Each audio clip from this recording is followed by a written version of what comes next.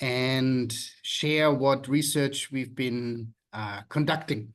The word phronesis, I'm not sure if it's something known to you or not. It's an old Greek word. It means wisdom. It means practical wisdom. And we thought it is necessary to redefine for today's world because a lot has changed since the ancient Greek have been around some 2,500 years ago. Back then, phronesis or practical wisdom was supposed to come from the gods and inspiration from outside. It wasn't something we learned short term. We certainly don't learn that in university in the old understanding of the Greek.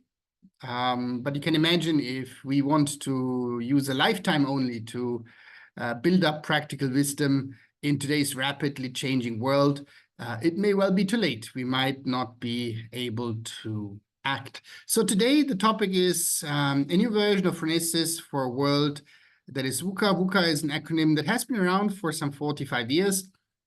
It describes a world that has become more volatile, uncertain, complex, and ambiguous based on how much we can influence things and how much we can actually predict our outcomes.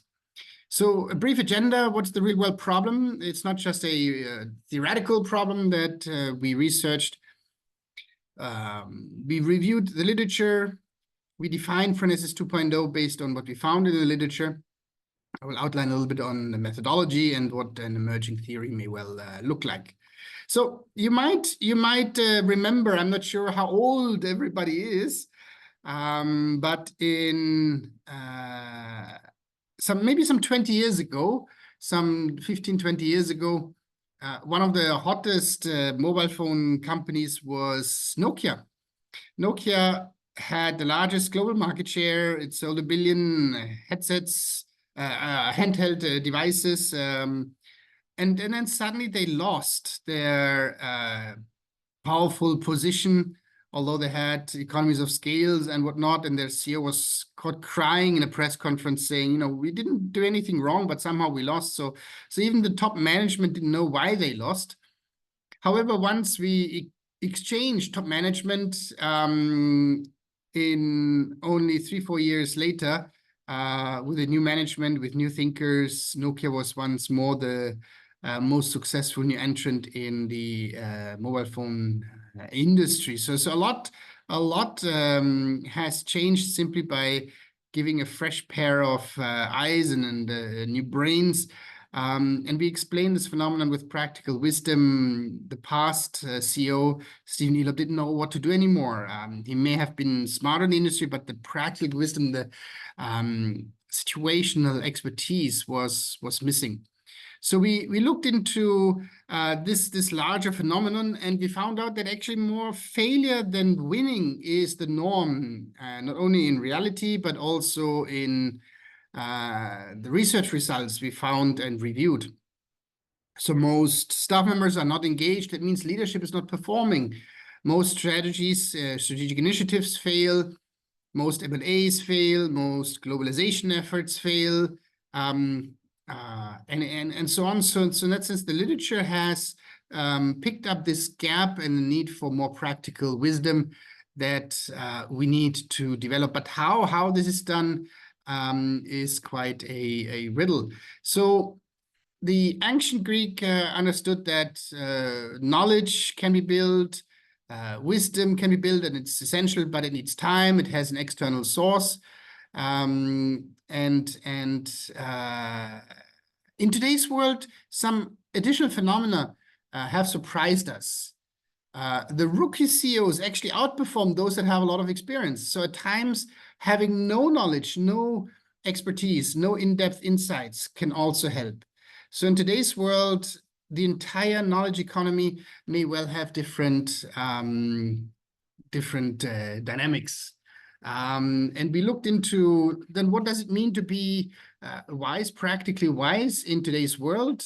We looked into definitions of what phronesis means. The definitions are the multiple lens, dual lens, or single lens that have been suggested in the literature. They can focus on the individual, the phronimos, the context in which one needs to show practical wisdom as shown in the black bubbles here. and then how we use and apply it, and then eventually at the bottom in the last black bubble, what does it mean to be practically wise? And since there is no integrative modern definition, we tried to do it ourselves. We defined Phronesis 2.0 as that one meta capability to strategically deal with complexity encountered over time. And the word complexity refers to this Vuca world where things get more volatile and uncertain and ambiguous and simply complex. By the time we may figure out what on earth is going on, it has probably changed already. So it's that meta capability to deal with that complexity and to do so over time, not just once, and to do so strategically so we achieve our strategic goals. And that requires learning, relearning, unlearning, and we add a ethical component to it. It needs to serve human dignity, well-being in society, and in businesses. We then looked into how society builds up practical wisdom, and we started to focus on business schools, which is where most of the leaders are educated. We do have, of course, chemists and lawyers and politicians rise to the top of organizations, but we looked more into those that had a classic business school element or in their formative years. We applied a grounded theory approach, a constructivist grounded theory approach that looked into 33 EMBA graduates of the #1 EMBA program in the world, and asked them 2 years after their graduation, so what really helped you when learning? And as you see here, the constructivist grounded theory approach is one that goes back and forth with the literature. It confirms in subsequent interviews what we have heard before. We reinterpret, we code, we build categories. And once we have the theory, we conduct more expert interviews to see if it resonates with them, and then do a lot of practical reflections, so to show us what our subjective impact may have been on the research process. And then this is what we came up with, a duologue model. The interviewees shared only the relationship with the professor, not with peers, not with program directors, deans, or others mattered really. And there are 2 players involved, the professor and the phronimos, the learning individual. And 6 steps allow then the graduates to become more practically wise. All of these words are in gerund form as prescribed in constructivist grounded theory, and there are 6 steps starting with C's each.